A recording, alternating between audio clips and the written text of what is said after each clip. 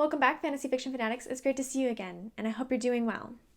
Today is going to be another book review, and today's book is going to be Piker's Retribution by Amanda N Newman.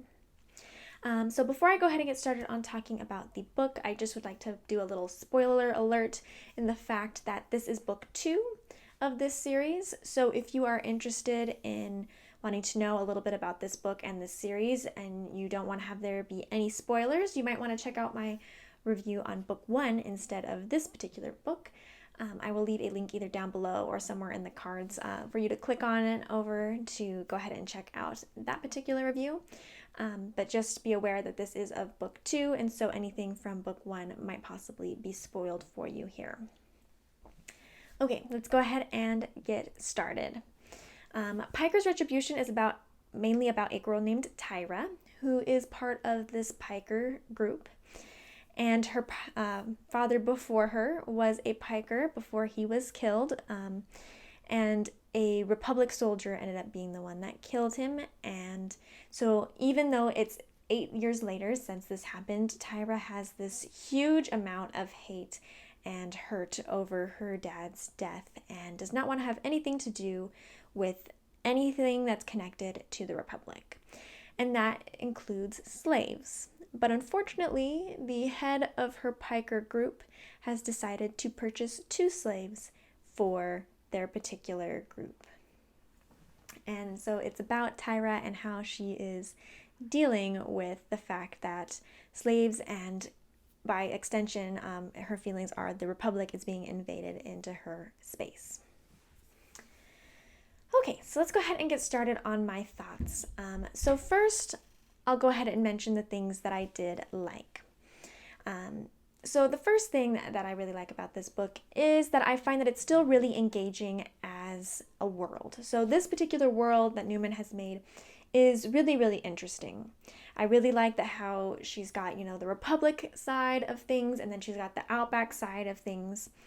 And, the Outback are all the magic users that the Republic doesn't believe in. And they've got, the sense of if you're not a magic user out in the Republic, you're considered a slave. And they've got the Bitzers who, transport slaves around and do the slave trade and stuff like that. And she's got some really unique magic, and she's got some really unique kind of elements to these things. It's not just the traditional sense of the world. So I really like how unique her story is and her world is. I think that's got some really unique elements that are not found in a lot of other books, at least not any books that I've read. So I really like the kind of fresh take on this kind of almost an urban fantasy type feel to it. And I really like that even in this book too, she's continuing to expand this world and continuing to build upon it and continuing to show the uniqueness of this world. She's got new people involved. She's got some new creatures and new types of beings that she has worked into book 2 to really freshen it up, make it so that way we as a reader understand that we don't know everything that's possible. Even the characters who are in the book don't know everything that is possible. And I really like that we are continuing to build upon this already unique setting to be even more full and flush and exciting and interesting. So I really commend her on her world building and how she has constructed something that you don't find every other day in the bookstore in a different story. I also really like how she has taken this book and made it a little bit unique in the fact that she doesn't have it where book 1, where we had the Silver Lake Dingo group, and we've got the Republic that are fighting over the slave, Grace, and they have this conflict and stuff like that. So we don't see those characters per se. Well, not saying we don't at all, but they're not the focus anymore. So it's not like a linear series where we've got book 1 and then the events of book 2 follow book 1 and they're connected and go on in a row. Instead, she's really made it that her world is being expanded out by having this group over here, and now we're learning about the Pikers group. We're working about a different group and a different set of people, and we eventually figure out the timeline based on how these 2 groups cross, because at some point they do cross and they do make it so it's known about where they are in this timeline that we've already witnessed a little bit of. So I really like kind of that uniqueness as well. Instead of us going down the line of event after event after event that are happening to one group, we're really more expanding out and seeing what another group is like and what those people have to go through in order to have whatever problems they're going through resolved. So I do really like that element as well, where we're learning more about the whole entire world as a whole instead of just something that's happening to one particular group. Unfortunately, there are several things that didn't quite work for me in this story, and they are pretty big things that happen throughout the book, which made it a little bit harder for me to enjoy it. And the first thing has to do with how Newman writes her interactions with slaves, their owners, and slave to slave. So we see actually quite a few slaves in this particular novel. Some of them are more prominent than others. But the slave interactions that we see just don't seem realistic to me at all. We have slaves that are talking to each other in front of their owners, and they're talking about how terrible their owners must be and how horrible being a slave is and like how scared they are and all this stuff directly in front of their owners, who can hear them very clear as day. And I don't think that that would ever happen in real life, especially if you are scared, especially as Newman has set them up to be scared of their owners, to hurt them, to treat them badly, to do any number of bad things. I just don't think as a scared slave, that you would openly talk about how terrible your owner must be, even if they are or even if they aren't. I don't think that would happen. If you're scared, you're not going to be blatantly saying, oh yeah, so my owner is just a terrible, horrible human being, if I can speak right, in front of them. I also have many interactions with the slave to the owner where they're just thinking, I shouldn't ask any questions because that's going to get me in trouble and I'm going to be hurt and all this stuff. And then they just openly ask them about anything and everything because they must know the answer. And I just don't think that that's realistic. I just feel like based on how Newman has set up their personalities and the events that they've gone through and how their thought processes are, that they would not be the kind of people who are going to then openly be asking questions, that are then going to be pushing against boundaries, that are going to be saying bad things in front of their owners about their owners. I just don't feel like it's realistic. And it kind of brings me to my second point that I didn't like, and it really relates to this. I think that Newman really needs to mature in her writing style. I feel like a lot of this kind of unmature dialogue and immature kind of events is because Newman wants to present something to the audience, whether it be a change in a character, whether it be knowledge that a character needs to have, whether it's knowledge that the reader needs to have, or something of that effect. She wants to portray something that she doesn't otherwise know how to portray in order to get it to come across to the other characters or to the reader, depending on what she wants to use it for. I feel like she's using these interactions and kind of placing them, even though they're not really a very mature and realistic thing, because she wants to fill in that gap and be like, this is what I want somebody to know, whether it's the character or us or both. And this dialogue section is going to be how I let people know.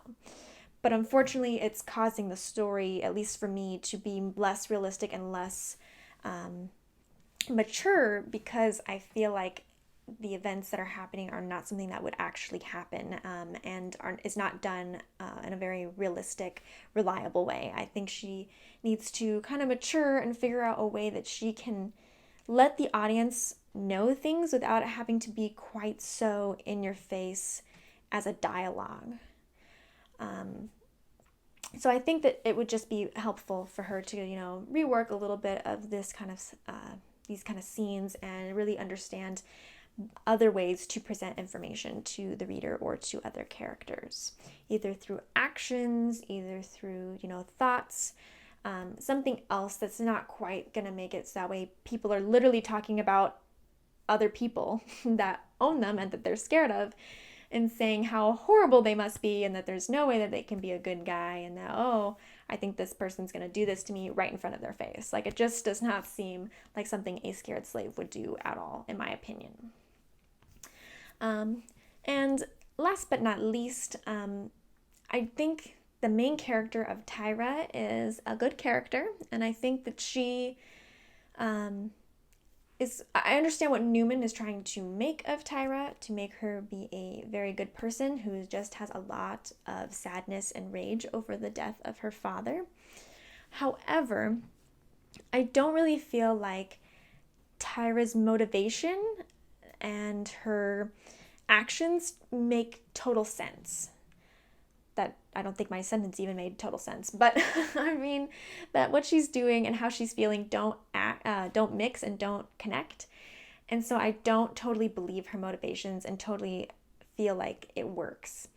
And what I mean by that is that Newman has created a lot of hate in Tyra, where she is literally on the verge of combusting whenever there's a slave around, whenever there's a Bitzer around even. Like, she can barely handle Outback people who interact with Republics. She's so hateful, so angry, so consumed by the feelings of loss and hate and anger. And yet she has weird motivations and weird quirks where, like, she doesn't believe in slavery. She doesn't believe in treating slaves badly. She doesn't want anything to even be close, any slaves to be close to her or in her vicinity, in her eyesight, nothing.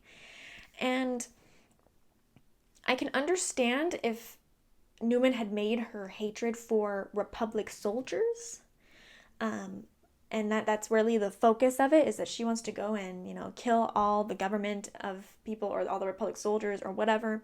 But this is an all overarching Republic hate that she just can't even stand being near a Republic, possibly somebody who's from the Republic, or dealing with people who are from the Republic. And I would think that if she is so hateful that she can't be around them even, that she would like slaves that get treated badly.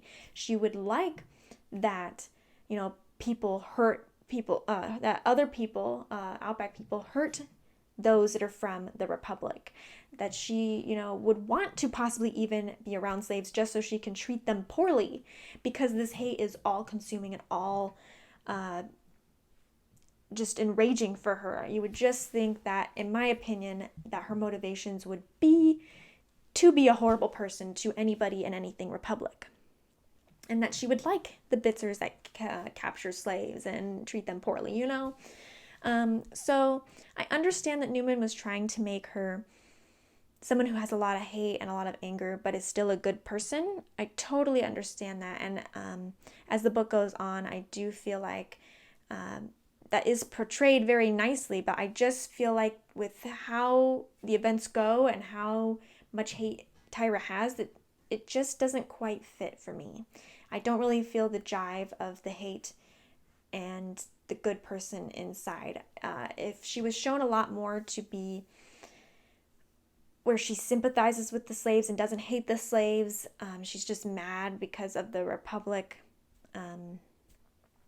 the actual Republic soldiers, like I said, if the hate was more directed toward a particular group. But if it's going to be for the Republic as a whole, and she's that angry, I feel like, based on how she's set up, that she would actually not care that slaves are treated poorly, as long as they, are getting, as part of like getting her anger out. It would feel like that would seem more in her character than the way it was portrayed. But maybe that's just me, and maybe that's just how she comes across for my particular reading. So it could not bother you. That's just how I felt like her motivations and her actions and her emotions just all didn't quite work together the way I would have liked. So overall, all that being said, I do think if you liked book 1 a lot, that you should try book 2. And I think that you have a chance of liking it, especially if some of the things that bothered me don't bother you. But I don't think that, even though this is a book that I think you can pick up really easily and read without reading book 1, without being too confused or anything like that, I don't think that I would recommend it. I would say go start with book 1. If you like it, great, try this one out. If it's not really totally your thing, then you don't even need to worry about this book. So I would say go back to book 1. I do think that one has a little bit more of a stronger story, a little bit stronger writing, and characters and motivations. So I think that that's all a little bit more stronger. And then if you just totally loved book 1, go ahead and try book 2. Otherwise, I think you are safer to pass and either give book 1 a try or move on to something else. So I hope that helps you with this particular book and knowing if you want to give it a try. I'd love to hear if you've read this book, if you like it, what you think, your thoughts, all of that. And hopefully, if you do try it, you do actually enjoy it. And I guess I'll see you guys in the next one. Bye.